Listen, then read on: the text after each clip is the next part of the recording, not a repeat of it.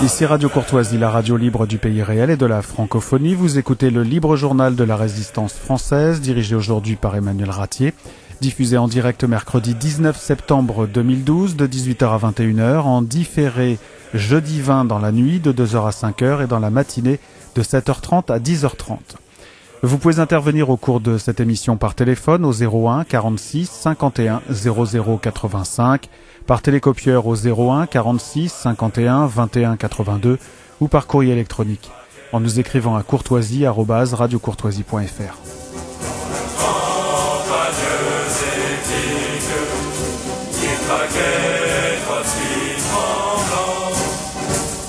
Chers amis, nous nous retrouvons pour la seconde partie de ce libre journal de la résistance française. Donc après avoir eu le plaisir de recevoir Richard Millet, j'ai le grand plaisir de recevoir Jean Morel, qui est moins connu et qui n'a pas fait la une de tous les médias ces jours-ci, mais qui a publié un ouvrage passionnant, un très très gros ouvrage d'environ pratiquement 500 pages, qui est un ouvrage fascinant. Bon, je vais dire du bien avant que vous laissiez la parole, Monsieur Morel. Donc cet ouvrage s'appelle Guérilla et contre-guérilla, théorie et pratique. Ouvrage de 500 pages, index, bibliographie, c'est, je pense, vous allez me dire si, bon, j'en connais un certain nombre d'autres. Il y a les manuels de Galula, il y a les manuels de Château-Jobert, de Trinquier, mais enfin, sur cette question, on a surtout des articles. Mais on peut considérer que votre ouvrage est une somme extraordinaire, sans équivalent. Oui, c'est ce que je pense, oui. Ça représente en gros 5 années de lutte anti-guérilla, 50 ans de réflexion et 3 à 4 ans pour écrire ce livre. J'ai mis là-dedans à peu près tout ce qu'on peut dire sur ce sujet. Alors, vous avez combattu en Indochine. Oui, bien sûr. Oui, donc vous étiez militaire engagé.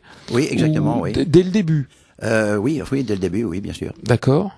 Ensuite, donc vous êtes arrivé en quelle année? Oh, dans les années 50. Dans les années 50, et donc vous êtes resté jusqu'à la fin des... Pas tout à fait la fin. J'ai eu la chance de partir avant Dien Bien Phu. D'accord. Bon, et vous étiez dans des unités opérationnelles? Une unité tout à fait opérationnelle, une unité composée de Tonkinois à 95%. Bon. Et c'est là où vous avez découvert, on peut dire, la guerre révolutionnaire. Et c'est là que je l'ai découverte, et c'est là aussi où j'ai découvert que une armée régulière qui combat de façon régulière ne gagnera jamais contre une guérilla. Voilà. Mais ça, vous l'avez découvert donc par la pratique. Eh oui, par la pratique, bien sûr. Bon, vous étiez tout jeune. Oui, j'étais tout jeune, oui, j'avais une vingtaine d'années, oui. Et ça s'est fait comment? Ça s'est fait comment? Moi, j'ai été affecté à une unité tonkinoise. Il y avait quelques Européens, tout le monde était tonkinois. Et je me suis rendu compte, on travaillait dans le cadre de grandes opérations. On travaillait en coopération un peu avec ce qu'on appelait les groupements mobiles. Et je me suis rendu compte que les grandes opérations, les 3/4 du temps, ça donnait rien, parce que on faisait des bouclages, et quand le bouclage était fini, les Viettes étaient déjà passés à travers. Et pourquoi? Mais parce que les Viettes étaient informés sur tout ce qu'on savait. Enfin, les Viettes avaient de très bonnes informations. Ils savaient tout ce qui allait se passer à l'avance. Toute la population, ou presque, était embrigadée par eux, donc les informaient. Et généralement, on se refermait sur le vide, sauf exception, bien entendu. Donc en fait, parce que vous étiez pénétré, vos unités étaient pénétrées, ou parce que ça venait de la population? Non, on n'était pas pénétré, mais la population. Vous savez, toute guerre révolutionnaire qui ne possède pas l'appui du peuple, volontaire ou forcé, ne peut vaincre. Toute guérilla ne peut exister qu'à plusieurs conditions. La plus importante, c'est d'avoir avec elle la population. Que ce soit par la force, par le terrorisme, ou alors par la conviction des gens. Donc, au Vietnam, il y avait des gens effectivement qui étaient contre nous, par nationalisme, pas forcément par communisme, parce que les paysans tonkinois, avant d'être des communistes, c'étaient des nationalistes. Et les communistes vietnamiens ont utilisé le nationalisme vietnamien qui existe depuis des siècles contre nous. Alors, ils avaient à peu près beaucoup de la population avec eux, sauf bien entendu les catholiques pour des raisons évidentes. Ou alors certaines bourgeoisies francophiles. Mais en gros, les Viet Minh avaient réussi à mettre la main sur la population, disons moitié par conviction, moitié par par peur. Oui, parce qu'il y avait une qui dit comme Guy en vous l'expliquez parfaitement, les populations sont forcées. Eh bien, ça dépend. Dans une guérilla, en général, il y a une partie de la population qui sera toujours pour les guérillas. Mais il y a une grande partie qui vit sous la terreur. Parce qu'une organisation de guérilla qui ne serait pas supportée par une organisation qui descend jusqu'au village ne pourrait survivre.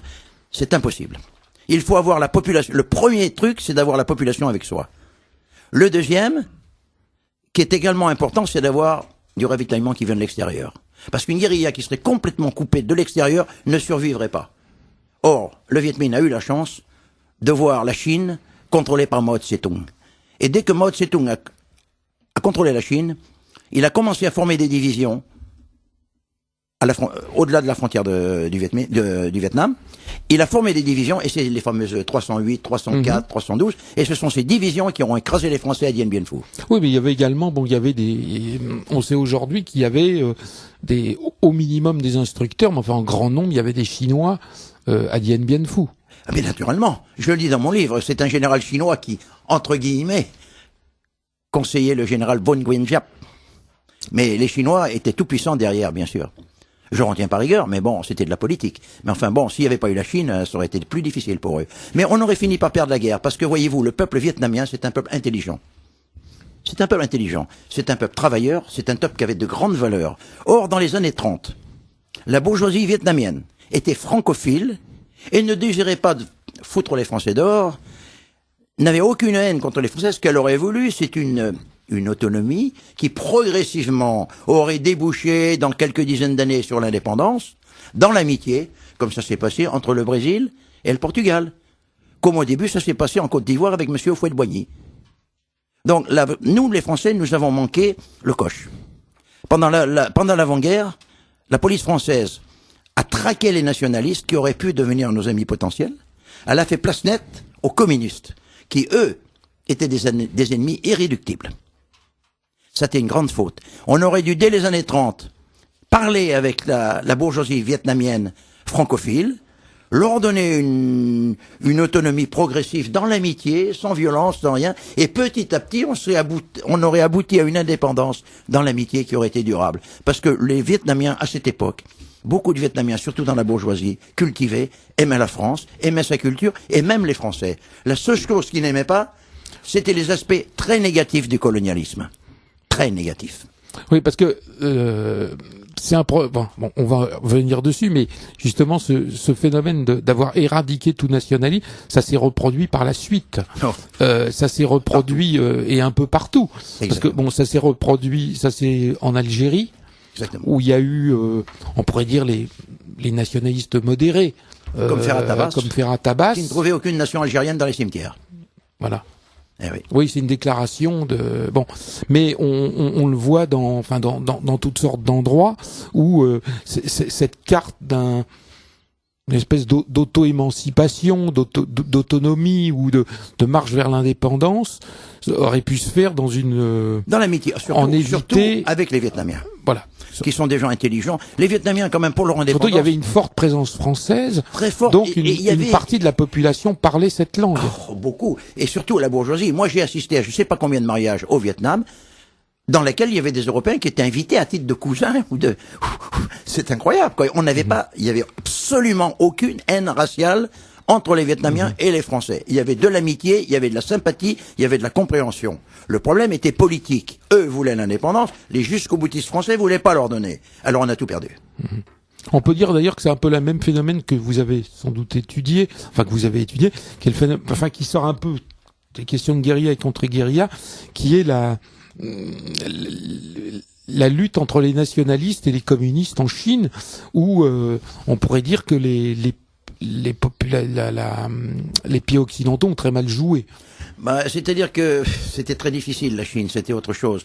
Voyez-vous, Chiang Kai-shek lui-même, je pense, était un homme intègre. Mais dans le cadre de sa famille, surtout, vous savez que Chiang Kai-shek était marié avec Sung Mei-ling, mais elle avait deux sœurs, dont une qui s'appelait Sung Ching-ling, qui était très bien, qui a été marié avec Sun Yat-sen, le premier président de la Chine. Mais son autre sœur, je crois que c'était la grande, qui s'appelait Sung Hai-ling, elle était mariée avec H. Kung, qui était un grand financier et qui était la personne la plus corrompue qui pouvait exister en Chine. En plus de ça, son frère, qui s'appelait T.V. Sung, qui était ministre des Finances, était aussi pas mal corrompu.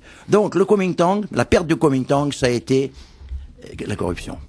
Alors, vous combattez vous êtes dans les troupes françaises pendant 5 ans, Oui. même si vous combattez très très largement, en fait, avec des Vietnamiens. Oui, mes soldats sont des Vietnamiens, oui. Voilà, un peu comme on pourrait dire. C'est pour ça qu'il se crée des liens viscéraux entre moi et eux. Voilà. Et donc vous revenez en France et en fait, à partir de ce moment-là, vous allez vous fasciner pour. J'ai attrapé ce que beaucoup de gens appelaient le mal jaune. C'est un mal incurable ou un bien-être incurable. Vous voyez comme. D'ailleurs un chapitre assez émouvant.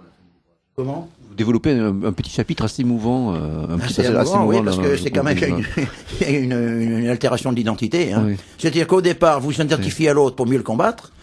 Puis au bout du compte, vous vous rendez compte que l'autre. C'est surtout un peuple très attachant qu'on le dit. Oui, et l'autre, vous vous rendez compte que je parle pas du communiste, je parle du vietnamien. Vous êtes parti combattre des gens et finalement, quand vous partez, vous les aimez. C'est le problème.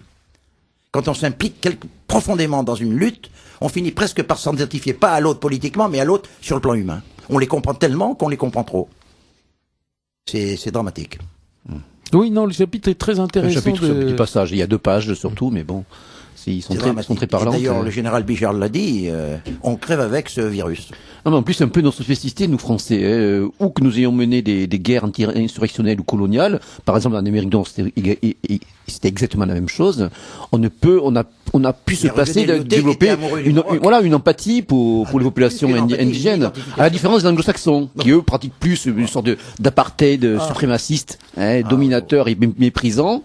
Là, il y avait vraiment un désir de, non seulement de comprendre ces populations, mais parfois de se mêler à elles, de vivre vraiment. C'est un peu le mode particulier de colonialisme qui est issu de la France. Bon, en mettant de côté bien sûr en mettant de côté les aspects négatifs, mais là c'était un des côtés positifs en quelque sorte. Alors Monsieur Morel, on a déjà toutes sortes de messages. Alors vous savez, à l'habitude, enfin, vous habitez très loin. Ah oui. Donc voilà. Donc vous devez pas avoir souvent l'occasion d'écouter Radio Courtoisie. Non, malheureusement. Voilà. Donc on a l'habitude de lire toutes sortes de messages auxquels évidemment vous pourrez répondre. Hein. Mais on a déjà toutes sortes. Alors on nous demande, vous répondez ou si vous voulez ou vous voulez pas. Hein. Où étiez-vous en Indochine? Étiez-vous au Tonkin, en Annam ou en Cochinchine? J'ai été 90% au Tonkin, mais j'ai fait une opération en Annam, c'était l'opération Camargue. S'il y a des anciens d'Indo, ils doivent s'en rappeler. Ah ben il y a toutes sortes de. Alors on a un monsieur qui ici est un ancien d'Indo. Oui. Voilà. Le livre Marie Casse-Croûte d'Édouard Axelrad expose parfaitement la situation de l'Indochine de 1924 à Dien Bien Phu. En 1930, l'amiral Castex disait qu'il fallait donner l'indépendance à l'Indochine. Autre message, le général Giap a déclaré: il ne suffisait pas à l'époque de lire la presse française pour avoir le moral bien remonté et de retrouver le plein espoir, tellement cette presse française prenait fait et cause pour le juste combat de libération du Viet Minh. Cette presse française à laquelle il fait allusion, c'est la presse communiste. On peut être pro-vietnamien, on peut comprendre les Vietnamiens, on peut aimer les Vietnamiens sans être communiste, c'est mon cas. Voilà. Alors, un ancien d'Indo, votre interlocuteur est très intelligent et ses propos sont très pertinents. Ça me fait plaisir. Et on en a d'autres. Bon. Voilà. Si les Français ont loupé le coche avec les Vietnamiens, c'est à cause du général de Gaulle, comme on a très bien parlé le colonel. 4 points sur Radio Courtoisie il y a quelques semaines, le connaissez-vous? Oui, effectivement, De Gaulle d'abord a fait une première faute. En Indochine, pendant l'occupation japonaise, c'était l'amiral Decoux qui commandait l'Indochine. L'amiral Decoux avait été mis en place par le gouvernement Pétain, on ne peut pas lui reprocher, il existait à cette époque. Decoux, à ma connaissance, a essayé de prendre contact avec la France libre à Alger, ça n'a pas donné grand-chose. Bon, Decoux a fait des choses très bonnes en Indochine. Il avait le support de tous les Indochinois et de tous les Français. Pourquoi? Parce que l'amiral Decoux était quelqu'un qui avait compris et qui aimait les Vietnamiens. Decoux avait interdit le tutoiement du blanc contre les Vietnamiens, source d'humiliation. Et il avait parfaitement raison, même si ça n'a pas marché. Decoux a promu des Vietnamiens dans les hautes et moyennes positions, ce que personne n'avait fait avant. Les gaullistes ont reproché à Decoux d'avoir pactisé avec les Japonais. Moi, j'aurais voulu demander à Monsieur de Gaulle si dans sa maison, avec sa femme et ses enfants, vous avez 10 gangsters qui sont chez lui, qu'est-ce qu'il aurait fait? Decoux a fait le maximum pour sauver ce qui pouvait être sauvé. C'était un patriote et il a été l'objet d'un non-lieu. Alors, quel livre sur la guerre d'Indochine recommanderiez-vous aux auditeurs? Et une autre question, quelle véracité peut-on attacher aux différents livres de Lucien Bodard sur la guerre d'Indochine? Oh. Bodard, bon, il y a du vrai, et puis bon, disons que c'est un peu romancé, quoi, si vous voulez. Mais bon, moi je pense que les livres du colonel Trinquier sont... Roger Trinquier. Roger Trinquier, très bien. Et puis il y a tous les livres qui ont été écrits par des militaires. Oui, il y a le colonel Allaire, il y a Jean Pouget, enfin il y a toutes sortes d'ouvrages. Ces gens-là ont écrit des livres bien. Mais la question, c'est que ces militaires, finalement, même s'ils étaient très bien, et même si je les admire, et je les respecte, étaient peut-être trop militaires et pas assez psychologues. Ils étaient d'abord militaires avant d'être psychologues. Or, je vais vous dire, une guerre révolutionnaire, on s'oppose pas à une guerre révolutionnaire seulement avec un fusil. On s'oppose avec des pensées. Il faut comprendre les motivations de l'adversaire. Il faut les rechercher et il faut les combattre. En fait, il faut agir en partisan. Il faut agir en partisan. Il faut agir se transformer en partisan. Il faut s'immiscer chez ces gens-là, les comprendre jusqu'à leur moelle et agir sur leur moelle. D'ailleurs, chez l'ennemi, vous aurez toujours des clans. Des communistes contre des nationalistes. Vous aurez des durs contre des pragmatiques. Et il faut jouer là-dessus comme sur un piano. Les vrais militaires sont pas doués pour ça. Enfin, moi je suis pas, bon, vous me permettrez de pas être tout à fait d'accord avec vous parce que on peut dire que, en tout cas, si ça n'a pas été pratiqué je parle pas du colonel Trinquier qui est une exception. Non, mais si ça n'a pas été pratiqué en Indochine, beaucoup d'ouvrages qu'on peut lire sur la guerre d'Algérie, on voit que les militaires, en tout cas les officiers engagés, quoi, de métier, ont été très très marqués par la guerre d'Indochine. En plus, un certain nombre ont été emprisonnés à la suite de Dien Bien Phu, et arrivent en Algérie avec l'idée, ils ont compris ce que c'était que la guerre révolutionnaire, ils ont compris ce que c'était que le communisme, et donc, en tout cas, on a l'impression qu'il y a un certain nombre d'officiers qui entendent mener une guerre psychologique en guerre en Algérie. Et c'est ce qu'ils vont d'ailleurs réussir à faire, puisque en fait, on le dit jamais assez, mais la guerre d'Algérie a été gagnée par les militaires. Elle a été complètement gagnée par les militaires, grâce au génie du capitaine Léger, qui a fait ce qu'on appelle la bleuite. Il a infiltré les wilayas, en particulier la wilaya 3 d'Amirouche. Il a déclenché des purges internes qui ont complètement démantelé les wilayas. La guerre d'Algérie était gagnée sur le terrain, lorsque, qui vous savez, reniant sa parole, a livré l'Algérie au FLN. C'est un désastre. Bon, donc c'est pour ça que je disais qu'il y avait une continuité. Oui, certains militaires ont compris, mais c'est une minorité. Si vous voulez, je me demande si la guerre contre-révolutionnaire, bon, il faut des militaires pour la faire, mais il faut des gens qui ne sont pas que des militaires. Il faut des guerriers, surtout des guerriers psychologues. Et surtout des gens qui ont le cerveau...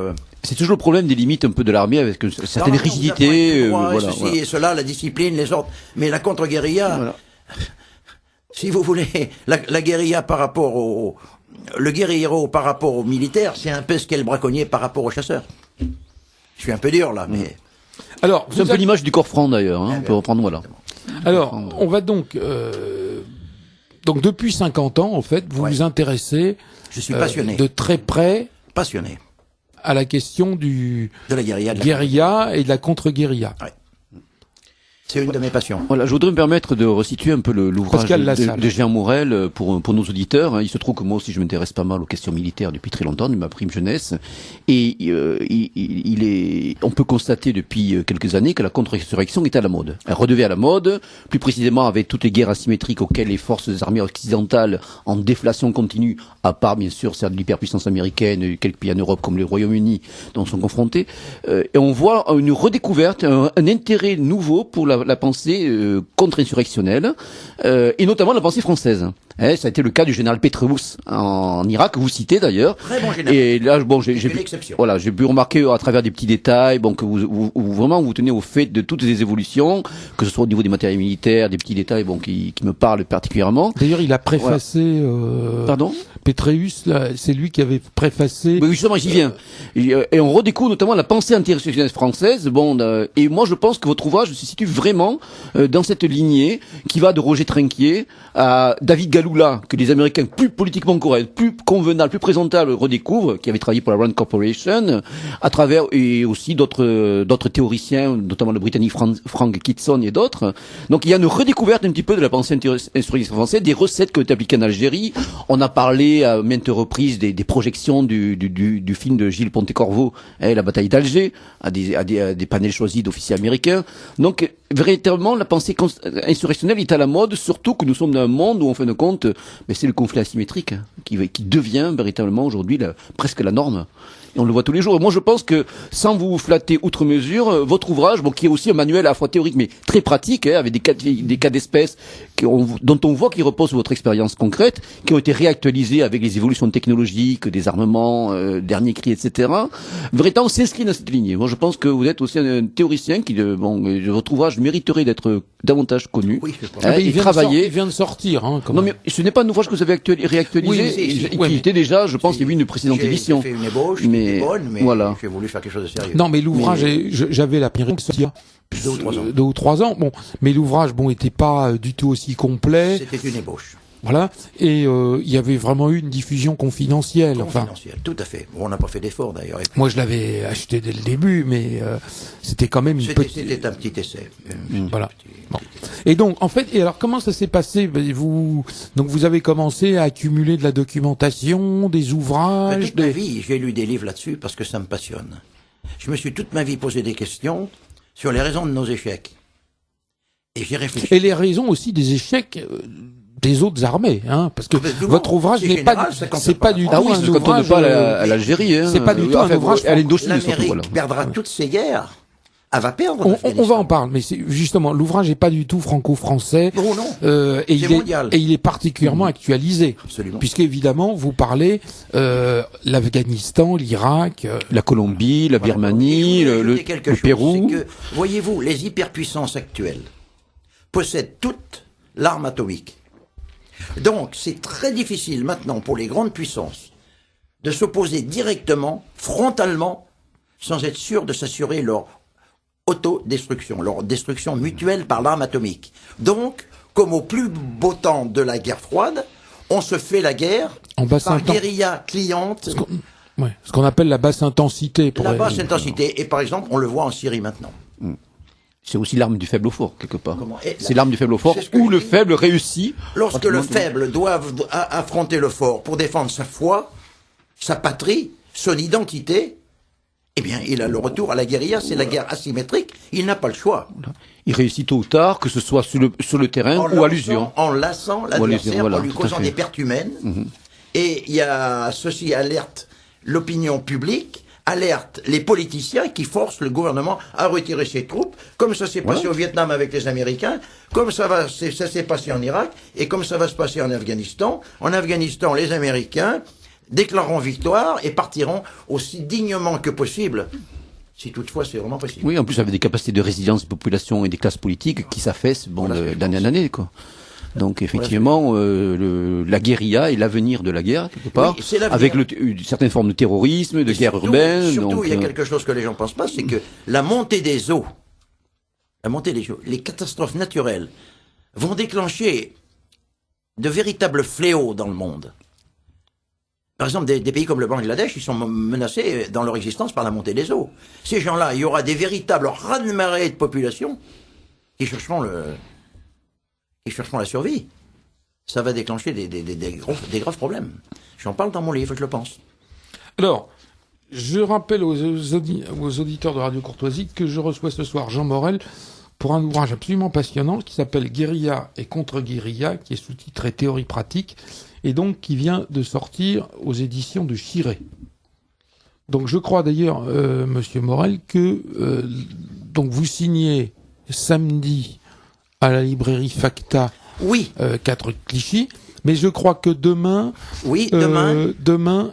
J'irai demain à la librairie Duquesne. Demain et après-demain, après-midi, je serai à la librairie Duquesne pour dédicacer le livre des gens qui souhaiteront avoir ma dédicace. Et samedi, je serai à la librairie Facta où je continuerai ma séance de dédicace. Voilà, parce qu'il faut... Bon, on va pas donner plus de détails, mais vous n'habitez pas en France. Non, pas du tout. Vous habitez très très loin de la France. J'ai pas l'intention d'y revenir. Voilà, et donc c'est...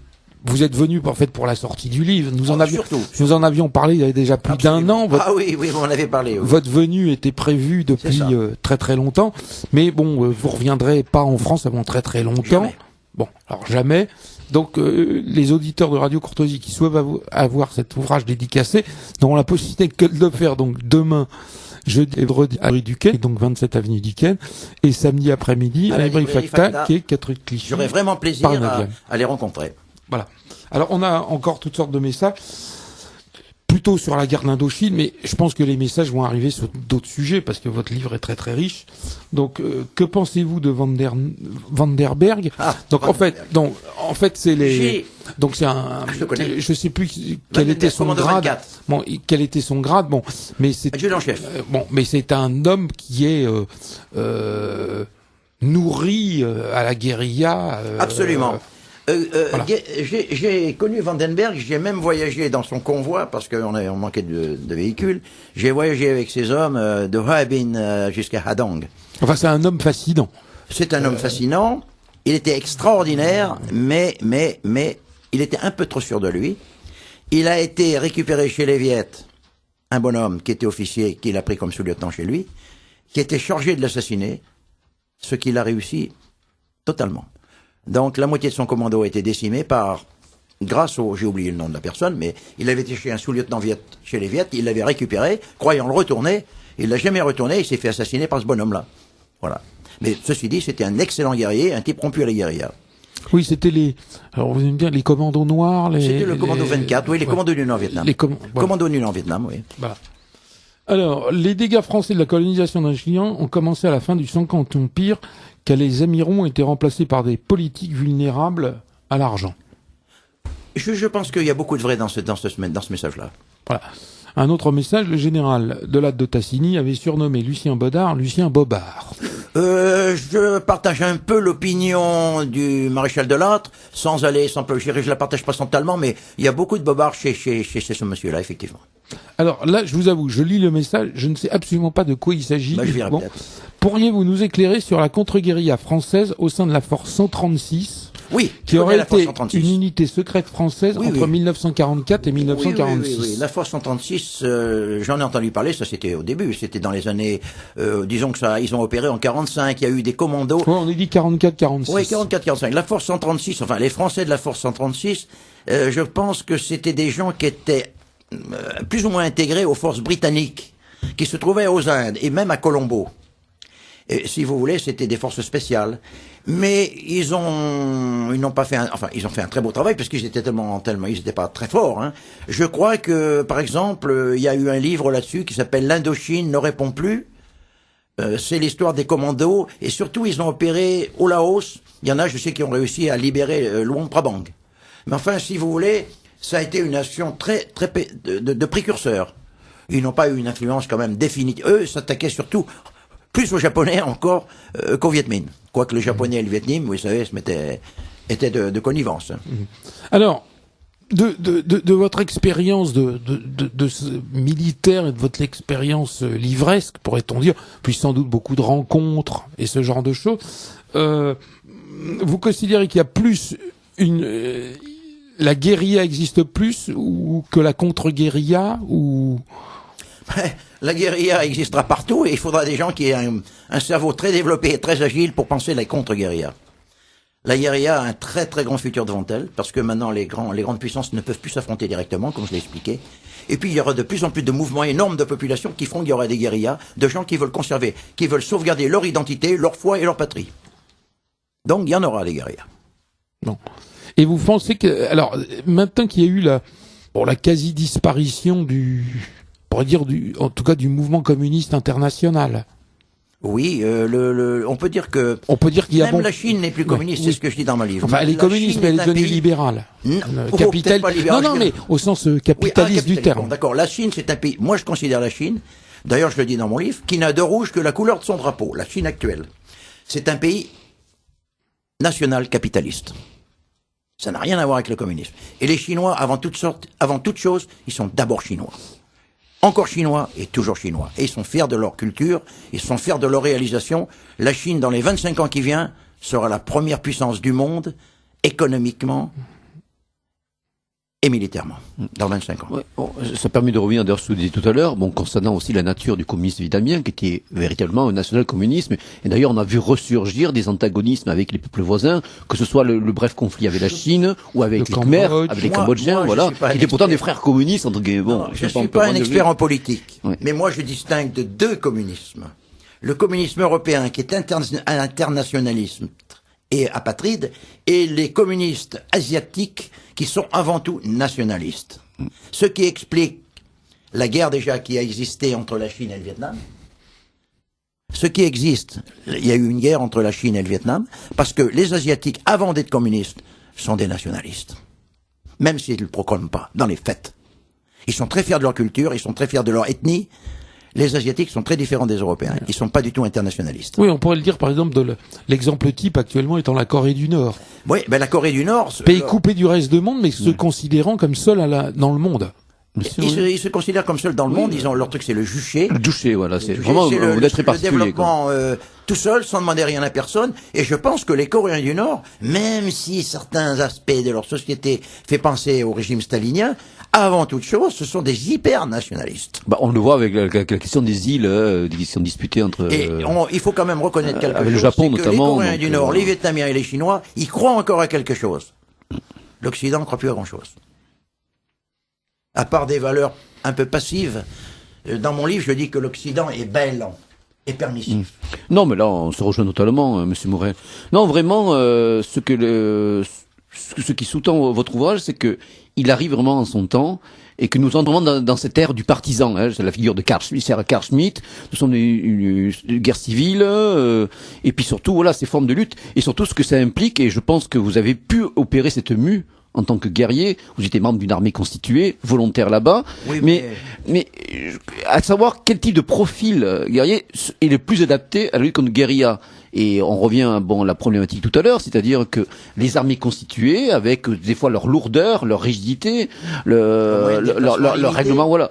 Et puis voilà, les moyens limités qui sont d'engagement du feu, et puis toutes les contraintes qui pèsent à ce niveau-là, sont pas forcément les mieux adaptés. Alors, en tenant compte aussi de l'apparition d'une nouvelle forme de combattants, qui sont les fameuses sociétés militaires privées, là aussi, on ne sait pas trop dans quelle mue elles vont pouvoir opérer. On sait pour qui elles travaillent, on sait quels sont les intérêts pour lesquels elles sont levées. Mais non, ce sont souvent d'anciens soldats. Privées, à mon avis, font plus de mal que le bien parce qu'elles sont détestées des populations. Oui, on est d'accord. Et une guerre révolutionnaire, pour la gagner, il faut obtenir le cœur et les esprits de la population. Or, ces gens-là, ce sont des mercenaires finalement. Ce sont des gens qui n'ont aucune foi ni loi, et si on se fait détester d'une population, on fait le jeu de la guerre. Non, surtout, sur mode anglo-saxon, comme on a pu le voir en Afghanistan et en Irak récemment. D'accord avec vous. Donc, alors, on va encore citer il y a encore plusieurs nombreux messages sur la guerre d'Indochine et sur la guerre d'Algérie, mais l'émission n'est pas consacrée en tant que telle à la guerre d'Indochine et la guerre d'Algérie. Donc, on avait plusieurs messages. Donc, pour la contre-révolution, c'est évident, il faut citer le nom du colonel Chateau-Jobert. Chateau-Jobert. Voilà. Donc, qui a publié une série d'ouvrages, d'ailleurs, je crois qu'ils sont disponibles auprès de Chiré en Montreuil. C'est un des phares de Chiré. Voilà. Sur la Force 136, on nous dit que ce devait être les Jetburg. Les Jetburg. Alors là, les Jetburg, oui, c'était... Avec le colonel Sassy.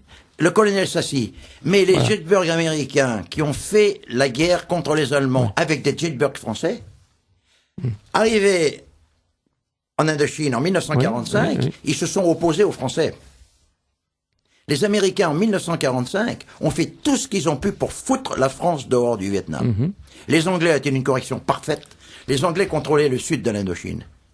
Et les Anglais ont fait tout ce qu'ils pouvaient pour nous aider. Les Américains ont fait tout ce qu'ils ont pu pour nous foutre dehors, y compris le colonel Sassy, excusez-moi, le colonel de l'OSS qui se trouvait à Hanoï et qui a aidé à écrire la constitution, qui a aidé Ho Chi Minh à écrire la constitution du Vietnam. Oui, ça ressort d'un certain nombre d'ouvrages. Vous savez, il y a tout un, voilà. il y a tout un passage. Oui, voilà. L'action anti-française de l'OSS en Indochine, c'est à la fin du livre. Alors, on nous demande, je ne sais pas si vous le connaissiez, mais que pensez-vous du suicide du colonel Robert Jambon?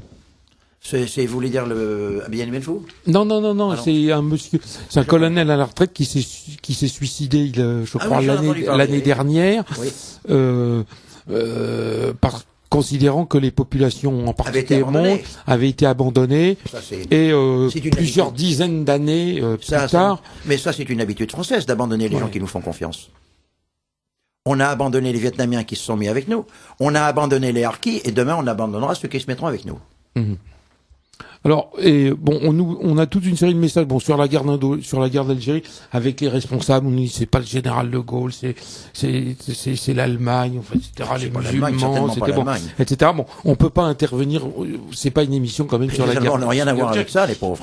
Je rappelle donc que je reçois Jean Morel, qui vient de publier un ouvrage qui s'appelle Guérilla et contre-guérilla, théorie et pratique, et qui vient de sortir aux éditions de Cyril. Alors le gros morceau de l'ouvrage, c'est que c'est un véritable manuel militaire. Comment? Oui, c'est ça. Un manuel militaire qui n'a pas été écrit par un militaire. Enfin, qui a été écrit par un ancien militaire, mais un ancien guerrier. Voilà. Pas militaire. Voilà. Et donc c'est vous avez eu des contacts, je sais pas, avec des militaires pour l'écrire ou Oh non, pas du tout. J'ai rencontré quelques vieux amis en leur demandant des nouvelles, des technologies militaires que j'ignorais, c'est bien normal, hein. Mais ça sort de ma tête tout le reste. Parce que les vrais militaires, en général, ne pensent pas à des choses comme ça. Et alors, vous connaissez l'ouvrage, Pascal Lassalle aussi.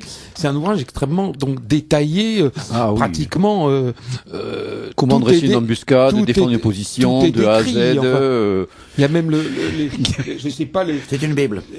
Les types d'armement. Et d'ailleurs, c'est très. Ça pourrait être utile. Soyons optimistes quelque part. Hein. Oui, on comprend bien, bien sûr. C'est très actuel. Vous faites des déroulés horaires, d'opérations. Je les vois les opérations quand je les écris. Voilà. Je les vis. Bon. Mais alors, comment ça se fait-il que vous les voyez, mais ça, j'en sais rien. Quand je vis quelque chose intensément, j'ai des visions, je les vois. Non, vous avez vécu aussi des situations similaires. Quand je pense quelque chose, un sentiment, je vois le terrain, je vois les hélicoptères, je vois les gens, et j'écris ce que d'après votre expérience, voilà, le terrain, voilà. Je l'invente pas, mais je sens que ça, je le sens, quoi, et puis je le vois.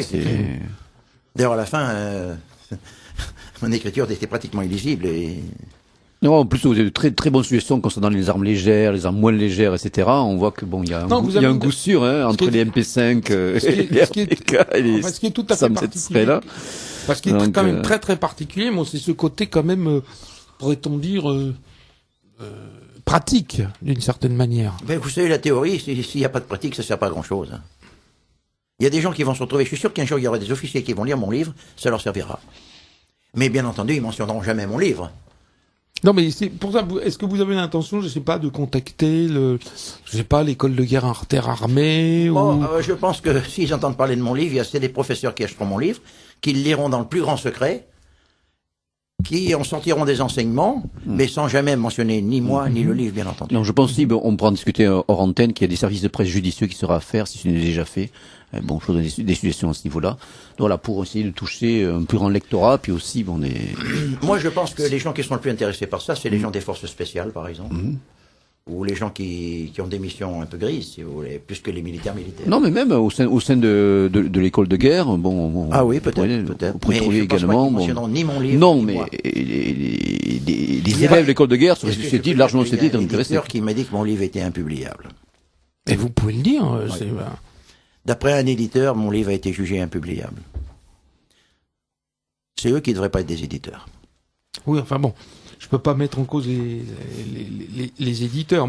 Mais en fait, on pourrait dire quelles sont les grandes lignes que vous tirez pour présenter votre livre, les grandes lignes parce que vous vous placez quand même plutôt dans le camp de la contre-guérilla. Oui, bien sûr, mais il y a des circonstances dans lesquelles les gens sont obligés de faire d'une guérilla pour se défendre. les peuples qui doivent lutter pour leur survie, pour leur identité, pour leur religion, ils peuvent être amenés à faire des guérillas. Les guérillas sont pas toujours les mauvais. Il peut arriver qu'une guérilla soit une bonne. D'ailleurs, je le dis dans mon livre, avec leur foi, bonne ou mauvaise. Bon. Et alors, est-ce que vous pensez que l'approche française est bonne ou par rapport à la, on pourrait dire par rapport à la grande approche militaire américaine? Alors là, les Américains sont complètement dans l'erreur. Partout où ils iront, alors là, vous pouvez être sûr qu'il y aura des catastrophes. On l'a vu, vous avez eu la Libye. Hein, vous avez eu la Libye, ce qui s'est passé. Maintenant, l'ambassadeur américain a été tué à Benghazi. Vous avez vu en Égypte, ils ont foutu dehors notre ami Moubarak. Qu'est-ce qu'ils ont maintenant? Ils ont les barbus. Et en Afghanistan, quand ils seront partis, qu'est-ce que vous pensez qu'il y aura? Vous croyez que si, il y aura bien les Tadjiks du Nord qui vont se battre contre les Pashtuns, mais le problème de l'Afghanistan, c'est pas une question de djihadistes. Le problème de l'Afghanistan, c'est un problème Pashtun. Et ça, personne l'a compris, ou très peu de gens l'ont compris. Les talibans, qui sont les talibans? Les talibans, c'est des Pashtuns, l'ethnie Pashtun, qui est coupée en deux par la ligne du rang, une ligne colonialiste, il faut bien le dire, en 1900. Leur ethnie a été coupée en deux. En plus de ça, les Pashtuns, d'accord, ils sont musulmans, mais ils n'ont rien à voir avec les gens d'Al-Qaïda. Si vous voulez, c'est une alliance presque contre nature. Les Pashtuns s'intéressent, en Afghanistan, le gros des talibans est Pashtun. C'est une ethnie. Hein. Bon, les Pashtuns, il y a plusieurs choses qui les intéressent. La première, c'est leur ethnie. La deuxième, c'est des gens qui, depuis très longtemps et avant l'islam, ont un code d'honneur très rigoureux qu'on appelle le Pashtun Wali. Et le Pashtun Wali, ce code d'honneur très rigoureux, leur ordonne de donner asile aux vaincus qu'ils demandent. En plus de ça, le Pashtun Wali est en contradiction avec certains points de l'islam. Les Américains n'ont jamais essayé. Ce qu'on appelle Nanawate dans le Nanawate, ça oui, oui. Oui, j'en parle de ça. Voilà. Alors, voyez-vous, une approche très intelligente de la lutte contre Al-Qaïda en Afghanistan aurait dû consister à exacerber tout ce qui sépare les Pashtuns, certes musulmans, mais certainement pas salafistes, des salafistes d'Al-Qaïda. Or, en matraquant tout le monde, en faisant des frappes aveugles et des bavures, en faisant ce qu'ils ont fait, les Américains, ils ont uriné sur le Coran. Ils ont brûlé le Coran, excusez-moi. Ils ont uriné sur des corps de talibans. Ils se sont fait haïr par l'ensemble du peuple, des peuples musulmans. Et c'est tout le contraire de ce qu'il faut faire pour gagner une guerre. Il faut gagner les esprits, les musulmans sont persuadés que l'Amérique veut leur peau. Alors ils disent que c'est pas vrai, mais ils font tout le contraire pour prouver que c'est vrai. Quand on fait une guerre contre-révolutionnaire, il ne s'agit pas de se faire haïr en bloc par la population, comme les Américains l'ont fait en Irak. Il aurait fallu se faire aimer des gens. La première des choses, ils auraient dû choisir dans leur pays des officiers musulmans. Oui, il doit bien y avoir des musulmans qui sont officiers. Regardez, tout le monde se plaint de Poutine. Mais moi, j'admire Poutine. Poutine, en Tchétchénie, il n'arrivait pas à écraser la guérilla tchétchène. Qu'a-t-il fait? Il a pris un chef rebelle, le fils d'un chef rebelle, parce que le vieux est mort maintenant. Ramzan. Monsieur Kadyrov, musulman, et il a dit à Kadyrov, je te donne la Tchétchénie. La paix règne en Tchétchénie, parce que Kadyrov, est musulman. Donc, musulman contre musulman, le problème religieux ne se pose plus. Si vous envoyez des militaires chrétiens écraser des musulmans, ça devient une question de religion. Donc, Poutine a été très intelligent en prenant Kadyrov. Je le dis dans mon livre. Oui, tout à fait. Mais il y a un problème. Il a fait la tchétchénisation en quelque sorte. Voilà. Il réussit là, par rapport à la vietnamisation. Oui. Alors on dirait que Poutine n'est pas démocrate, peut-être, mais en tout cas, il réussit dans ce qu'il fait. Là, vous êtes fascinant. Alors je vous écoutais parce que je crois c'est un bel exemple de terrain, quoi, de la manière dont. Moi, vous savez, alors, est-ce une guerre, je veux la gagner. Bon, alors. Bon, parce que c'est tellement énorme, j'ai pas tout lu, parce que c'est un livre, il faut, puis surtout pour le synthétiser, c'est un livre qui est très dense. Quelle est l'importance de la langue?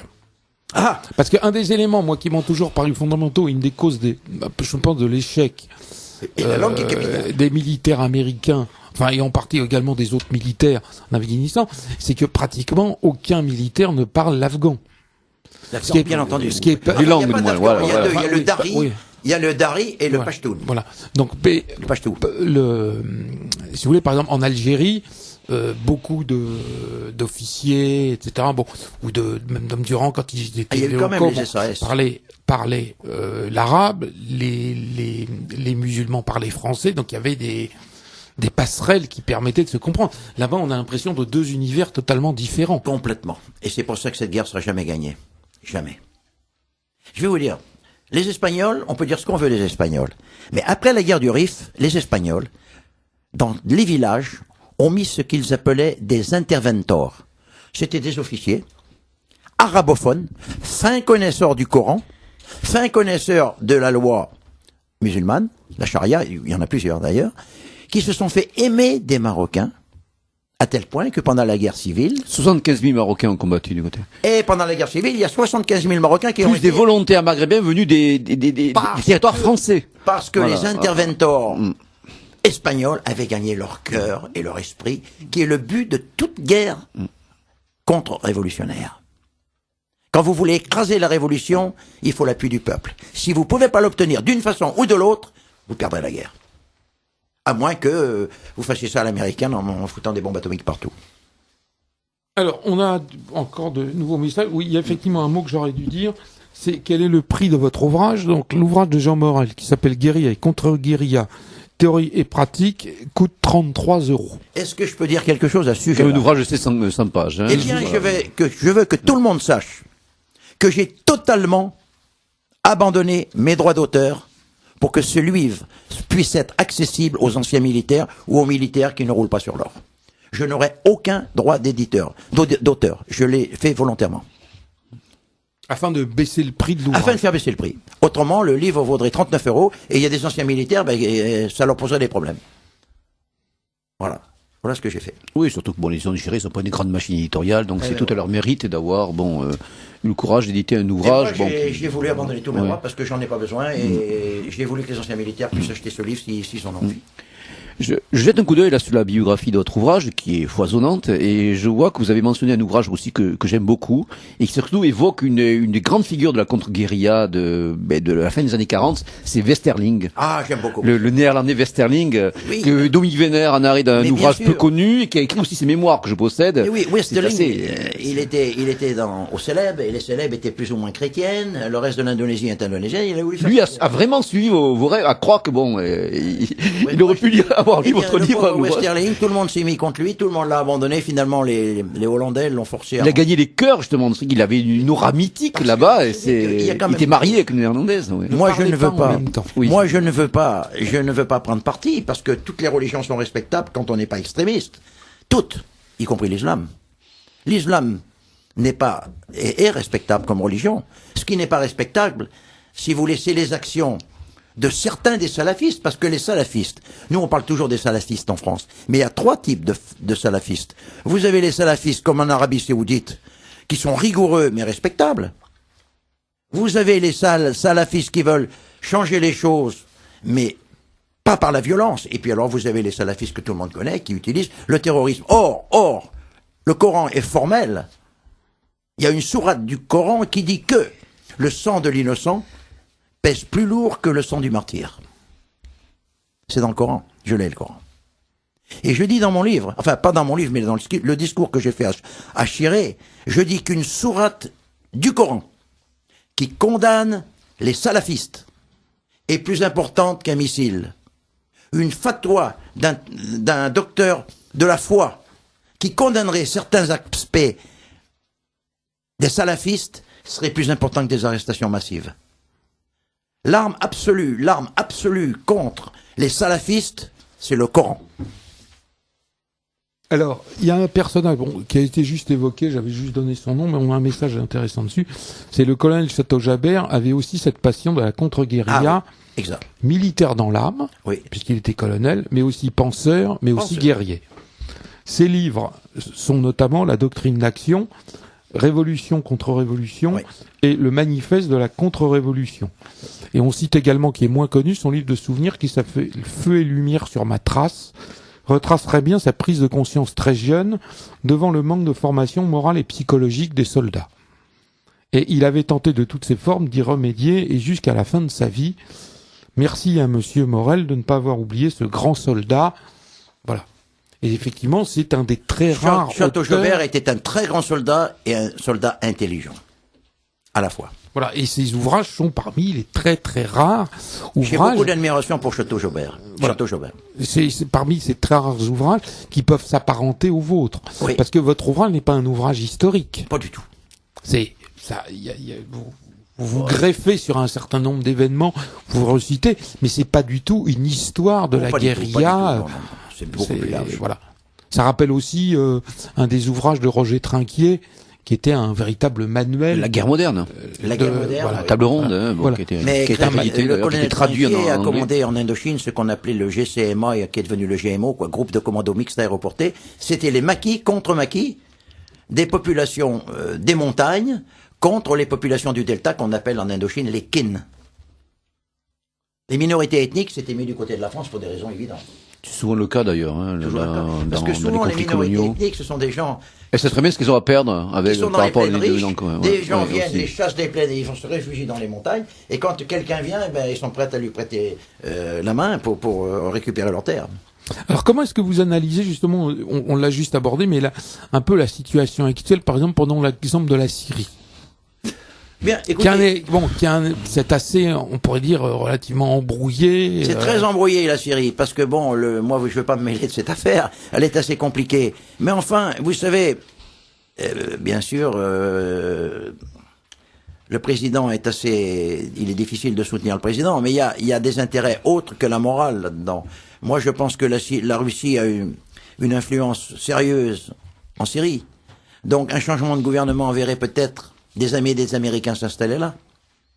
Il n'y a pas que la morale. Vous avez vu, on a chassé Gaddafi, vous avez vu ce qui s'est passé. À Benghazi, ben, les barbus ont tué l'ambassadeur américain. Donc, quand on chasse quelqu'un, on sait qui on chasse. Mais on ne sait pas qui on aura. Or, remuer le monde arabe, c'est dangereux.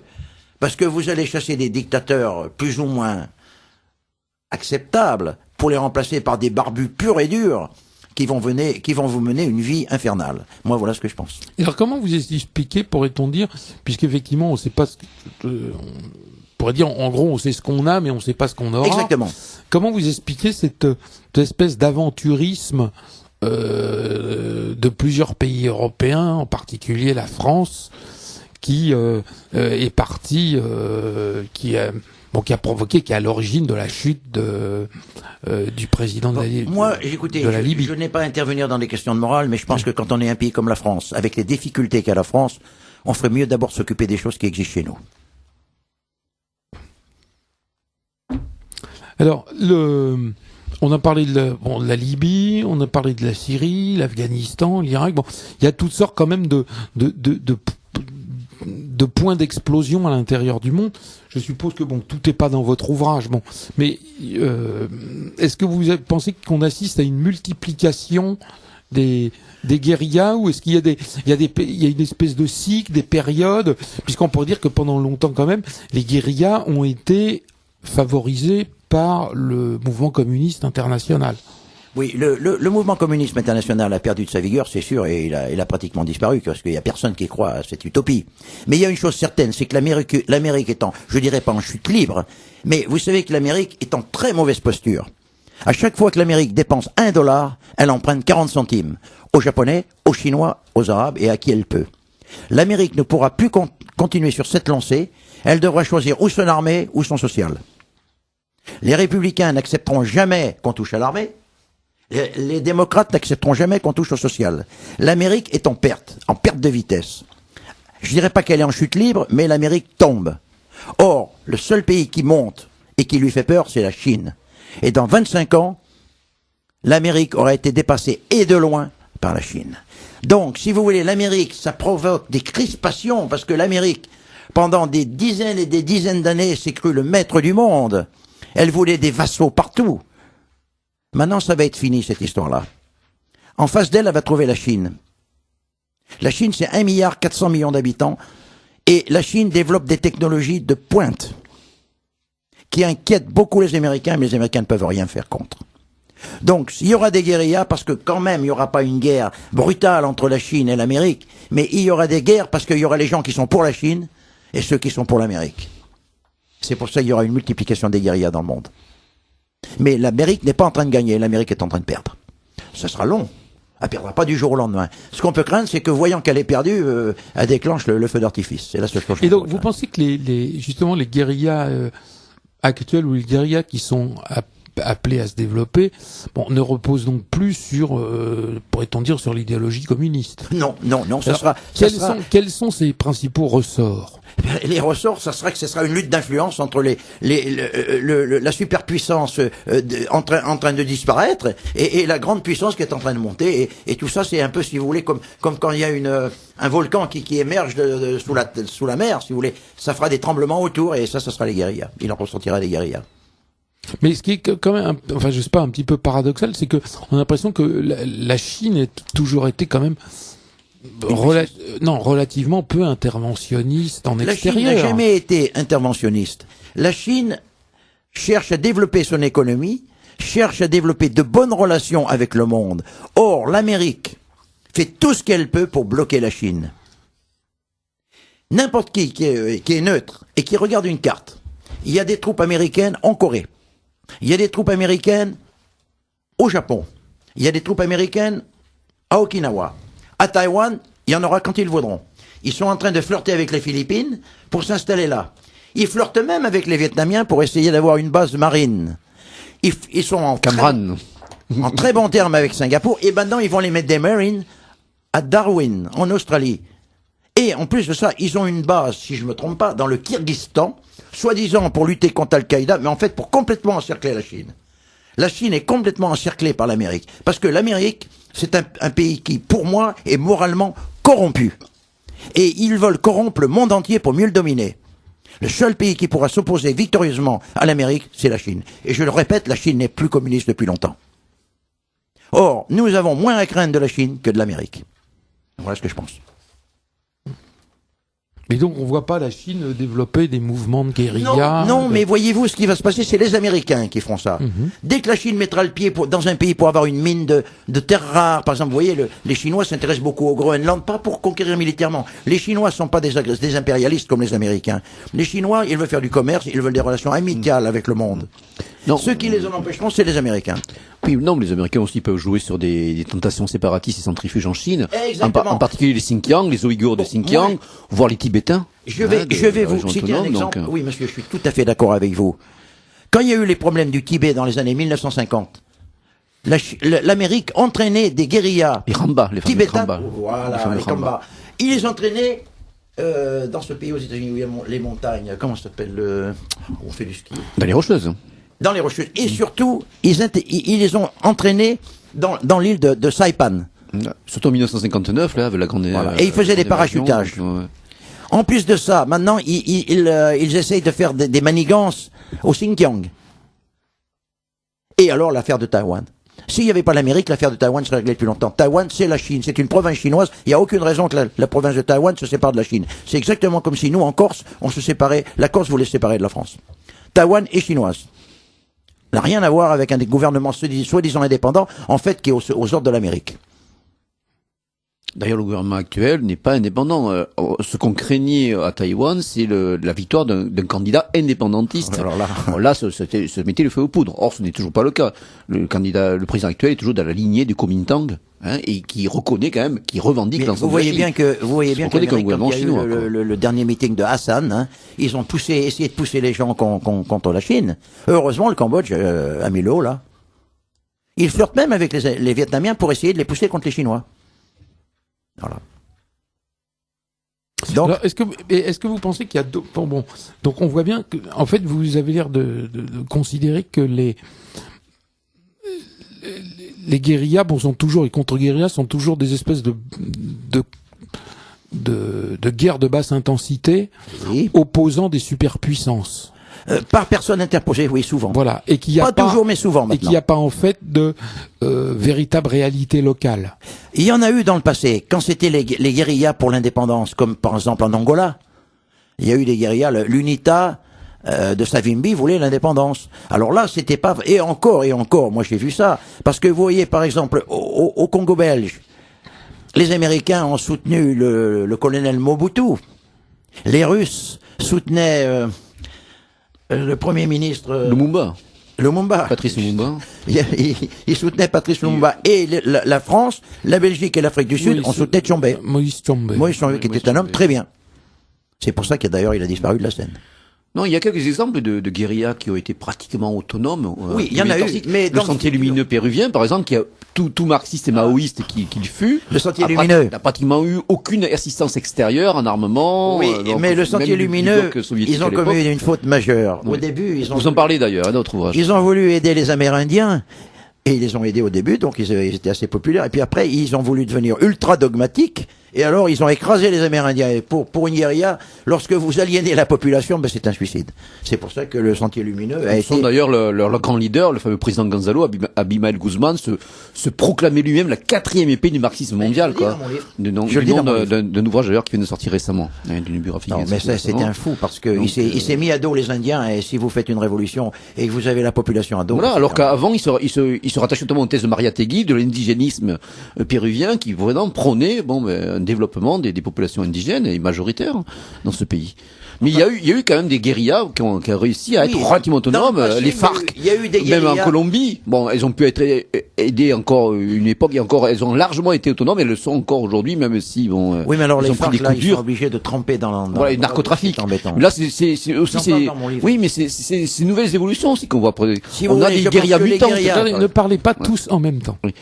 On voit apparaître des guérillas mutantes quelque part aussi. Oui, il y a une mutation, c'est-à-dire que je pense que dans le futur, les guérillas sont le résultat de deux choses. Ou bien ce sera le conflit caché qui existe entre l'Amérique et la Chine, ou alors il y aura, grâce à des cataclysmes, des montées des eaux, des choses comme ça, des famines, des mouvements massifs de population tels que on le voit dans le camp des Saints, qui vont provoquer des problèmes locaux. Ouais, est-ce que notre continent pourrait-il être épargné aussi par le monde de guérilla? Il n'y a pas longtemps, un théoricien militaire suisse a justement réfléchi il a repris le modèle de la guerre de 30 ans et il a appliqué à une Europe qui pourrait être un jour touchée par ce qu'on peut appeler une guerre civile et par des moments. Est-ce que la guérilla n'est pas aussi quelque part ne pourrait pas être notre futur? Pour peuple autochtone européen. Je crois que vous arrivez malheureusement à ma conclusion. Vous arrivez, c'est pas moi qui le dis, vous arrivez à ma conclusion. D'ici 25 ans, on pourrait en reparler. Là, je crois ce petit essai qui est paru aux éditions de Polémarque, montrait très bien, mettait très bien en avant cette possibilité. Alors, reprenez ce paradigme-là de la guerre 30 ans avec tout ce que ça pue à son cortège de bandes, de guérillas, et disait, mais sommes-nous vraiment à l'abri? Sommes-nous vraiment à l'abri? Alors, est-ce qu'on peut dire, par exemple, parce qu'il y a, en dehors du fait même du communisme, donc qui a quand même été pendant au moins une 50aine d'années à l'origine de toute une série, en fait, la plupart des guérillas étaient communistes, mais même si elles s'appuyaient sur une réalité nationale, pourrait-on dire. Il y a l'exemple de l'éclatement de la Yougoslavie, avec des quasi-guérillas et contre-guérillas, dont certaines, soutenues d'ailleurs par une partie de l'armée. En fait, on a eu l'exemple de la Croatie, la Bosnie, mais l'exemple type, c'est le Kosovo, avec des enclaves serbes et des escarmouches quasi quotidiennes. Mais oui, c'est exactement ça. C'est le morcellement de la Yougoslavie, parce que donc ça n'a pas de rapport là, sauf si même ça n'a pas de rapport avec le communisme. Là, ça n'a rien à voir avec le communisme. C'est des problèmes ethniques qu'il y a eu ou religieux qu'il y a eu en Yougoslavie. Parce que à ma connaissance, le Kosovo c'est le berceau des Serbes. Hein. Les Kosovars d'aujourd'hui n'étaient pas les Kosovars d'avant-hier. Donc ils ont perdu. Oui, il y a une très forte immigration albanaise. Incontrôlée et incontrôlable. Oui, ce qui a entraîné de très fortes tensions et la guerre civile. Voilà. Et alors, est-ce que, d'après votre expérience, d'après les ouvrages que vous avez mis, est-ce que la guérilla gagne toujours? Pas toujours. Si une guérilla est coupée de relations extérieures, elle peut s'alanguir et finir par perdre. Je vais vous citer un exemple. C'est celui de Savimbi avec UNITA en Angola. En Angola, oui. Opposé au MPLA et en partie au FNLA. Surtout au MPLA, parce que FNLA fait ouf. Voilà. Alors, qu'est-ce qu'avait Savimbi à offrir aux gens? Il avait des diamants. Bon. Des diamants, mais si Savimbi avait eu des pétroles, ou si Savimbi avait eu Il y avait le Cabinda, là, c'était un peu plus au nord. Ah, ça, Voilà, Cabinda, c'est le pétrole, non, mais il ne contrôlait pas. Et voilà, il contrôlait pas. Parce que le Cabinda, c'était contrôlé par des séparatistes, des Le autonomistes. FLEC, le Front de Libération. Ouais. Le Cabinda, Cabinda, c'est ouais. vraiment spécial. Mais voyez-vous, le pauvre Savimbi n'avait que des diamants. Ça suffit pas pour pousser. Mais si Savimbi avait eu du pétrole massif, je suis sûr qu'il y aurait eu des amis massifs de la même Après, il façon. y a eu d'autres événements parmi qui sont rendus compte. La fin de la guerre froide, la chute du mur, puis Voilà. aussi la chute du gouvernement blanc en Afrique du Sud. Ah, donc tout oui. ça aussi, Oui, oui. bon, a Parce joué que un peu dans l'étiolement de la... Savimbi était aidé, à ma connaissance, par la France.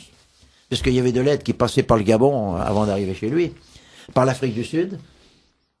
La Chine au début aussi. Et la Chine aussi. l'a aidé Oui, aussi à c'est ce que je dis dans mon livre. Ouais. Aidé curieusement par l'Est comme l'Ouest. Savimbi. Alors, il y a un pays dont on n'a pas du tout parlé, mais qui est en état quasi permanent de guerre civile, où on a quand même où on peut dire qu'il y a une véritable guérilla, mais qui pour le moment est contrôlée, qui est Israël.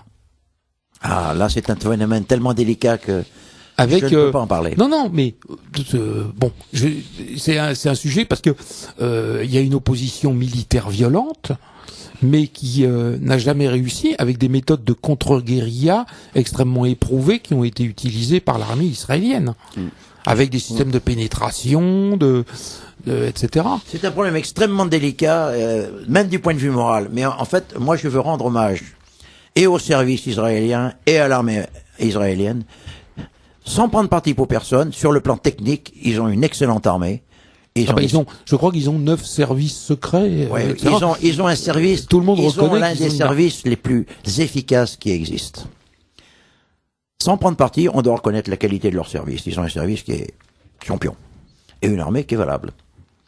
Ceci dit, Israël, comme toute démocratie, a des tiraillements, des gens qui sont des durs, des gens qui sont des mous, enfin bon. Mais ils ont un bon outil de guerre. Maintenant, ils ont un problème. C'est bon. Le problème, il y a quand même des évolutions chez Tsahal, récentes. Il y a Pierre Razou, notamment, qui a consacré du même magistrat à la biographie, ou alors le grand historien militaire Martin Van mais je Crevel. pense que ce serait quand même l'intérêt montré d'Israël que, de faire la paix avec le monde arabe. Pour cohabiter dans la paix, parce qu'à long terme, il n'y a aucune solution de force qui pourra... Enfin, en tout cas, les Israéliens ont quand même pris ils se sont fait sévèrement étrier en 2006 face au Hezbollah libanais. Le problème, je crois qu'en Israël, là et ça, aussi, il y a je justement suis une pas- guerre asymétrique. Je suis pas un spécialiste Voilà, d'Israël, bon. mais je crois que le grand problème, c'est quand même Jérusalem. Eux, ils veulent Jérusalem pour leur capitale, et les Arabes en veulent une partie. Alors, c'est un problème très épineux. Oui, parce que s'ils jouent des questions religieuses, s'ils jouent des C'est très questions difficile. Oh là, ethniques. c'est un casse-tête terrible que, même pour moi, ce serait difficile de résoudre ce problème-là. Alors, quelles sont les conditions pour qu'une contre-guérilla réussisse? Eh ben, pour qu'une contre-guérilla réussisse, eh bien, il n'y a aucune guérilla qui ne pourrait exister sans le support d'une organisation parallèle qui est infiltrée dans chaque village, dans chaque canton, qui tient la population en main et qui les force, si vous voulez, à soutenir la guérilla. Parce que ce qu'il faut, Non, je dis pour qu'une contre-guérilla réussisse. eh bien, il faut détruire l'organisation qui supporte la guérilla. La façade politique, la dimension politique. Le réseau, on appelle ça le réseau qui les soutient. Parce qu'une guérilla qui n'a plus de soutien, eh ben c'est fini, elle disparaît. Asséché. Asséché. L'asséché, Il faut pour prendre la ôter métaphore de Mao, l'eau quoi. dans Voilà. vider le bocal dans lequel les poissons évoluent. Alors on peut le faire de plusieurs façons. Par exemple, en Malaisie, les Anglais ont agi de façon très intelligente. Ils ont fait des regroupements de population dans des villages Des surveillés hameaux protégés, là, comme on disait. et protégés, mais dans lesquels la population était mieux qu'avant. Ils ont fait ça également au Kenya avec les Mau Mau. Mao, tout à fait, ouais. Donc, ce qu'il faut, c'est d'abord assécher le bocal dans lequel le poisson vit. Donc, en plus, il faut surveiller tous les mouvements. En fait, c'est l'inverse de ce que dit Mao, où le guérillero comme doit être poisson comme dans l'eau. un poisson Mais dans si l'eau. vous- si C'est vous- assécher le bocal. Vider Et le si marais. vous asséchez le bocal, le poisson, il est foutu. Alors, pour assécher le bocal, bon, il y a la coercition, mais dans certaines limites, pour pas dresser la population contre soi, comme ils font en Afghanistan, c'est-à-dire faire des villages regroupés, et surtout une action sociale, une action civique, pour gagner le cœur et l'esprit de la population, qui viendra à se dire, mais qu'est-ce que c'est que cette guerre? Elle sert à rien, cette guerre, elle sert à rien. Finalement, on veut la paix, on veut le travail. Dans le temps, les peuples du monde entier, qu'est-ce qu'ils désirent? Travailler, vivre, avoir une famille, des enfants, les envoyer à l'école. On est tous pareils, quel qu'on soit. Donc, si vous faites une contre-guérilla et vous expliquez au peuple, vous faites toucher du doigt au peuple qu'il aura une vie normale, une vie décente, une vie de dignité, et puis qu'en même temps, mais vous empêchez la guérilla de se faire soutenir par ces gens-là, mais la guérilla disparaîtra, l'anguilla disparaîtra. C'est la façon. Est-ce que vous pensez que c'est un phénomène un peu de ce type qui s'est joué par exemple au Pays Basque ces dernières années, où il y a eu une quasi-disparition du vivier? Pour moi, la guérilla... On peut parler de guérilla en Pays Basque, je suis pas sûr. Oui, d'abord, c'est plutôt du terrorisme, et en plus de ça, l'Espagne a une telle décentralisation. Quand je demande bien pourquoi les Basques feraient de la guérilla, parce que le statut de la province autonome basque est une des plus développées d'Europe, avec le Tyrol du Sud, en Italie. Alors, vous savez, moi, je vois vraiment pas pourquoi les Basques, ils n'ont aucune raison de faire la guérilla. Je crois qu'ils finiront par s'arrêter. Ils n'ont aucune raison. Avec la décentralisation espagnole actuelle. C'est clair. Là, les provinces dépensent l'argent qu'elles veulent, et c'est le gouvernement central qui est chargé de rembourser après. Voilà ce que je pense. Non, je vous posais la question parce que c'est un... Les Basques, à mon avis, c'est un anachronisme. Parce que souvent, une guérilla commence par des actes terroristes. Toujours. Mais avant ces actes terroristes, il y a la mise en place du réseau. Oui, mais on voit bien, par exemple, l'exemple type, c'était, d'un côté, il y avait l'ETA, et de l'autre côté, il y avait un parti politique qui était Eri Batasuna, qui était une espèce de façade légale. Et il y a eu quand même plusieurs centaines de personnes qui ont été tuées dans les deux camps, avec les gardes civils, des industriels rackettés, etc. Donc on pourrait dire que c'était, en tout cas, une guérilla de basse intensité. C'est ça. Mais pour venir à bout d'une guérilla, comme je vous l'ai dit, il faut vider l'eau qui se trouve dans le bocal. Mais ça suffit pas. Dans toute organisation, que ce soit une compagnie, que ce soit un parti politique, que ce soit n'importe quoi, dans toute organisation, vous aurez des dogmatiques et des pragmatiques. Vous aurez des fanatiques et des modérés. Vous avez des religieux, vous aurez des gens qui sont pas religieux. Et vous aurez aussi des rivalités de personnes. Donc, des gens qui sont anti-guérilla doivent étudier ça comme s'il s'agissait d'insectes. Et il faut exacerber les conflits entre D'où le rôle fondamental du renseignement. Comment? Mais le renseignement. Et de la connaissance, de l'empathie. Absolument, absolument. Il faut connaître la guérilla de l'intérieur pour justement susciter ces antagonismes qui les feront s'autodétruire. Voilà ce que je pense. Et alors, vous l'avez vu pratiquer avec succès dans vos lectures, à quel endroit ça? Parce que on cite souvent la guerre d'Algérie. Mais est-ce qu'il y a eu d'autres exemples réussis? On en a eu des exemples comme ça, et malheureusement, ils n'ont pas bien marché. On a eu, je crois que c'est l'opération Oiseau Bleu, je crois, en Algérie. On a essayé de monter les gens du MNA contre les gens du FLN, et ça a été un échec complet parce que les manipulateurs ont été manipulés, et cette opération-là a été, si vous voulez, kidnappée par les gens du FLN. Et on a donné des armes à des gens du FLN en croyant que c'était les Kabyles du MNA contre le FLN. Donc ça a été un échec. Il y a eu aussi le général Bellounis, vous avez entendu parler de l'affaire Bellounis. Ça a été aussi un échec. Mais enfin, l'idée est bonne. En tout cas, le capitaine Léger, avec sa pénétration des wilayas, il a commencé d'ailleurs par la wilaya 3 d'Amirouche, et il a fait vraiment s'autodétruire les wilayas. C'est ce qui a fini d'achever ces combattants-là en Algérie même, c'est pour ça qu'on a gagné la guerre. En plus, et les barrages qui étaient impénétrables, et de l'intérieur on fait exploser les wilayas. On avait gagné la guerre, pourquoi est-ce qu'on a donné l'indépendance au FLN, et je me le demanderai toujours.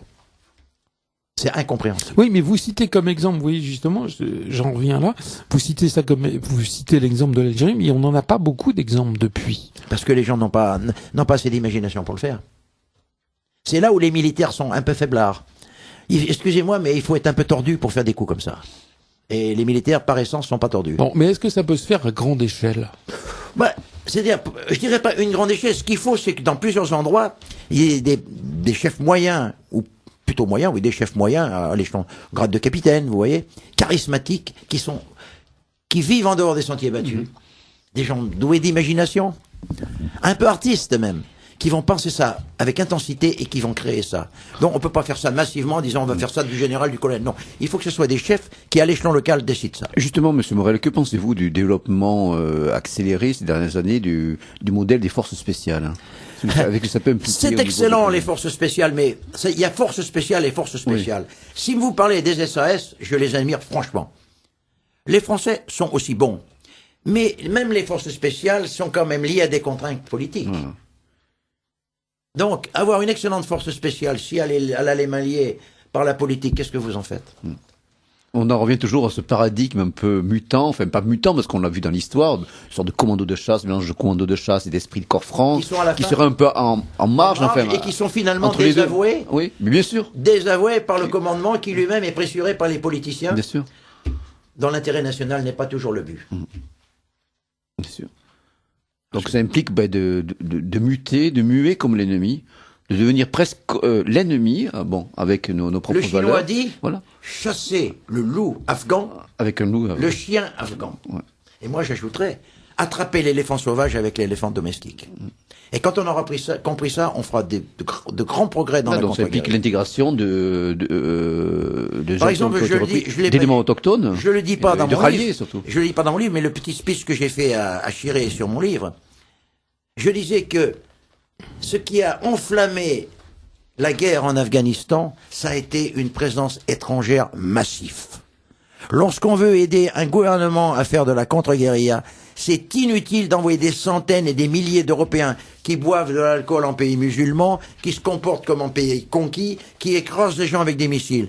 Quelques dizaines de gens, parlant la langue, connaissant bien la religion, connaissant bien les lois locales, habillés localement, parlant localement, seront considérés comme des amis qui viennent vous aider. Si vous avez des milliers et des milliers de gens européens, voire des centaines de milliers. Ou des centaines de milliers. Pourquoi croyez-vous que les Pashtuns se battent dans les rangs des talibans? Si vous voyez votre pays envahi par des dizaines de milliers d'étrangers, qu'est-ce que vous feriez? Moi, je vous cacherai pas que quand je suis revenu de la guerre d'Indochine, j'ai vu sur des bases américaines le drapeau américain qui flottait. Mais je vous dirais franchement que moi, ça m'a déplu au plus haut point. Dans mon pays, j'aime pas voir le drapeau des autres. Oui, vous dire des bases françaises. Enfin, des bases de l'OTAN. Oui, mais quand même. Châteauroux. Ah non, mais on est d'accord. Non, moi, j'aime pas voir un drapeau étranger chez moi. Et les autres sont comme moi. Voilà. Non, c'est sûr qu'en Afghanistan, au lieu d'ailleurs de vouloir aussi former une armée afghane à l'occidentale, on doit utiliser des Afghans combattre à l'Afghane. Des sortes de commandos de chasse, mais de troupes légèrement équipées, qui connaissent très bien le terrain. Avec les problèmes qu'il y a entre l'Amérique et l'islam, avec les problèmes qu'il y a entre l'Amérique et l'islam maintenant, comment voulez-vous que les Américains soient populaires en Afghanistan? Comment voulez-vous qu'il y ait des commandos de chasse musulmans qui travaillent pour eux? C'est plus possible. Aujourd'hui, l'Amérique s'est mis à dos le monde musulman. Je ne dis pas que les musulmans ne sont pas coupables de quoi que ce soit, mais l'islam, c'est 1 milliard de personnes. Et il n'y a pas 1 milliard de salafistes. Les salafistes ne mettent même pas 5% de la population musulmane. Donc c'est pas parce que les salafistes font des choses répréhensibles qu'il faut du même pinceau, comme disent les Anglais, asperger les autres musulmans. Il y a des musulmans qui sont absolument corrects. Vous avez les soufistes, par exemple. Vous avez des musulmans modérés. Ça existe au Maroc, en Tunisie. Il n'y a pas que des salafistes, il n'y a pas que des excités. Non, c'est sûr que l'islam est multiple. Il faut respecter l'islam. Ouais. Si vous voulez combattre les salafistes, il faut respecter l'islam. Si vous ne le respectez pas, les salafistes, ils grandiront, et ça sera tant pis pour vous. L'islam est une religion comme une autre qu'il faut respecter. Comme la religion hébraïque, comme la religion chrétienne. Si on veut mener des croisades, alors à ce moment-là, on semera le vent et on récoltera la tempête. Je le pense. Alors, chers amis auditeurs, il nous reste encore quelques minutes. Je vous rappelle que je reçois ce soir Jean Morel, qui vient de publier aux éditions de Chiré Guérilla et contre-guérilla, théorie et pratique, ouvrage qui signera demain et après-demain à la librairie Duquesne, qui est 27 avenue Duquesne, Paris 7e, et qu'il signera à la librairie Facta, qui est 4 rue Clichy, Paris 9e, samedi entre 14h et 18h. Mon cher Manuel, si je peux me permettre, précisons à nos auditeurs que le prénom de notre invité s'orthographie à l'ancienne. Jean Morel, J-E-H-A-N. Si par aventure il faisait une recherche sur Internet. Oui, parce que on le trouve effectivement sur Morel, M-O, M-O-R-E-L. C'est J-E-H-A-N, donc c'est une ancienne. Jean Morel, voilà. Bon. Alors, il nous reste que quelques minutes, mais ce qui est sidérant, enfin moi je trouve un des éléments c'est quand même, on en a un peu parlé, qui est le côté espèce de manuel pratique. On a l'impression, enfin je sais pas. Une édition de poche, hein. Vous avez fait, on pourrait dire que on croirait que vous avez fait l'école de guerre et que vous avez, dans le treillis, et que vous avez appris à faire de la stratégie et de la tactique sur le terrain. Enfin c'est très très particulier. J'ai longtemps réfléchi au problème. C'est-à-dire, bon, on peut pas, mais il y a certaines opérations, par exemple, je sais pas, par exemple, chapitre 12, partie 4, convoi routier en ville ou en race campagne. Voilà. Donc, C'est pas la même chose. 12.5, convoi fluvial. Alors, vous voyez, l'observation, le choix du lieu de l'attaque, la mise en place. Vous détaillez les différents commandos qui sont, leur équipement, la manière dont, et ça vous est sorti du cerveau. Du cerveau. Oui. Voilà. Parce que ça fait un demi-siècle. Vous êtes un spécialiste de ce qu'on appelle, je suis désolé, le jeu de guerre, quoi, le Kriegspiel, quoi. Enfin, c'est très. Oui, parce que de mon court passage sous les armes, je me suis rendu compte que les 3/4 des militaires tapaient à côté de la plaque. Sauf exception, vous parliez de Château-Jobert, vous parliez de Trinquier, du colonel Trinquier, vous parliez du colonel Sassy. Bon, ça, c'est des gens qui sont très bien. Mais je suis sûr que... Il y a Galula, il y a, voilà. Il y a d'autres personnes comme ça. Mais c'est vrai qu'on les compte un peu sur le doigt d'une main. La tradition militaire est opposée à ce genre de pensée. Alors, il y a eu Bijard, il y a eu... Ah, mais Bijard, voilà. Bijard, bien sûr. Bijard, c'est très bien. Mais oui, mais ça représente 5% des militaires. Alors qu'est-ce qui manque? Il faudrait des spécialistes psychologiques, Oui, il faudrait surtout des gens qui ont... En fait, il faut des civils ou... Pourquoi pas? Des ethnologues. Moi, je le dis, la contre-guérilla, des ethnologues sont très très bien. Des gens qui vivent dans le pays depuis pas mal de temps ou qui sont nés dans le pays. Des gens qui sont mariés avec des femmes de ce pays. Des gens qui sont imprégnés par ce pays. Des gens qui aiment ce pays. Si vous commencez par détester les gens, mais vous pourrez jamais gagner une guerre. Si vous voulez que les gens vous aiment, il faut commencer par les aimer. Non, mais on a l'impression de propos de bon sens, pourrait-on dire. Mais oui, mais vous savez ce que c'est d'abord. Du bon sens, c'est ça le drame. Je vais vous dire une chose, que font les Européens dans un pays, par exemple, comme l'Afghanistan? Ils ont un MSAE, ils mangent entre eux, ils boivent entre eux, ils se fréquentent entre eux, ils n'ont aucun contact. Oui, quand ils roulent en camion, en convoi avec les blindé. Ils sortent des côtés. Ils descendent. Bon, mais je suis pas tout à fait, mais par contre, les forces spéciales françaises, à mes connaissances, quand ils aidaient Massoud. Là, ils étaient habillés à l'afghane, là, avec la barbe. Là, c'était bien. Oui, c'était à l'époque. Oui, c'était un ouvrage, là, qui raconte leur... C'était à l'époque des maquis anticommunistes. Ouais, mais je vois pas les Américains. Chez les Américains au Laos, ont essayé de faire ça, mais les forces spéciales américaines qui font 1m90, s'habiller avec des vêtements des frêles Viet Cong, c'était ridicule, on les voyait 1 kilomètre. Et puis malheureusement, enfin, pour eux, c'est pas de leur ADN. Non, et ce qui est vrai dans ce que vous dites, c'est qu'effectivement, on le sait aujourd'hui, un certain nombre d'ouvrages qui, l'assistance aux maquis pashtuns, enfin, se sont faits essentiellement, largement, il y a eu beaucoup de Français. Oui. Mais c'était pas les Pashtuns, ceux-là, c'était des Tadjiks. Des Tadjiks qui étaient en fait, envoyés en fait par les services secrets américains, sponsorisés par eux, et l'armement était américain. Oui, il y a eu beaucoup d'aide. Ouais. Ce qu'on a appelé les missiles Stinger, ce sont pas des officiers américains ou des troupes des bérets verts qui en ont appris l'usage. Ce sont plutôt des militaires français. Les Français ou les Anglais sont probablement beaucoup plus aptes à la contre-guérilla que les Américains. Alors, il y a une histoire, il y a un passé colonial, il y a une expérience, tout ça. Alors, on va se quitter sur cette question parce que c'est une question difficile. Vous voyez, un peu comme précédemment. Et c'est vrai que c'est un peu gênant. Bon, ne pensez pas que votre livre excellent peut servir à de mauvaises fins. Hélas, oui. C'est pour ça que lorsque je parle, par exemple, de la fabrication d'explosifs, j'ai volontairement omis de donner les pourcentages. Voilà. Parce que c'est tout à fait maintenant, je pense que celui qui veut trouver, il trouve. Mais ce que j'ai peur, je pense que les gens qui voudront, je pense que ceux qu'on appelle les mauvais n'auront pas besoin de moi quand même pour faire des choses mauvaises. Ouais. Je crois que c'est plutôt les bons qui auraient besoin de lire mon livre. D'ailleurs, l'ouvrage est publié aux éditions de Chiré. Donc c'est, on pourrait dire que c'est une preuve de bon sens et de qualité. Ah oui. Oui. On a quand même quelques petites indications, page 275, les explosifs improvisés. Mais oui, mais j'ai pas donné. Oui, non, mais tout à fait. Tout à fait. Donner les pourcentages. Bien sûr, oui. De son, bon, qui veut vraiment se renseigner, peut trouver sans problème. Il n'aura pas besoin de vous. Je vous rappelle que ce soir, j'ai reçu en première partie Richard Millet pour 3 essais qu'il vient de publier aux éditions Pierre-Guillaume Deroux, qui s'appelle Intérieur avec deux femmes, de l'antiracisme comme terreur littéraire et Langue fantôme, qui est suivi de cet ouvrage qui fait beaucoup de bruit en ce moment, qui s'appelle Éloge littéraire d'Anders Breivik.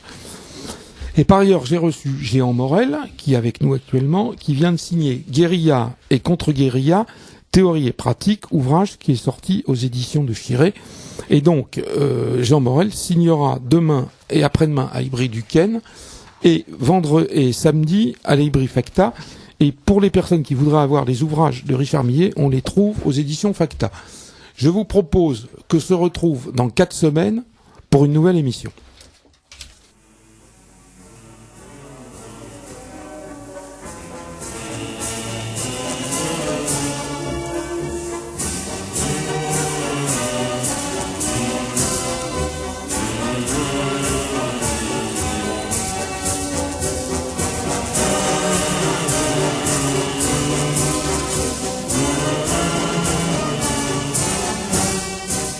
Ici Radio Courtoisie, la radio libre du pays réel et de la francophonie. Vous venez d'entendre le libre journal de la Résistance française, dirigé aujourd'hui par Emmanuel Ratier, diffusé en direct mercredi 19 septembre 2012, de 18h à 21h, en différé jeudi 20, dans la nuit de 2h à 5h et dans la matinée de 7h30 à 10h30.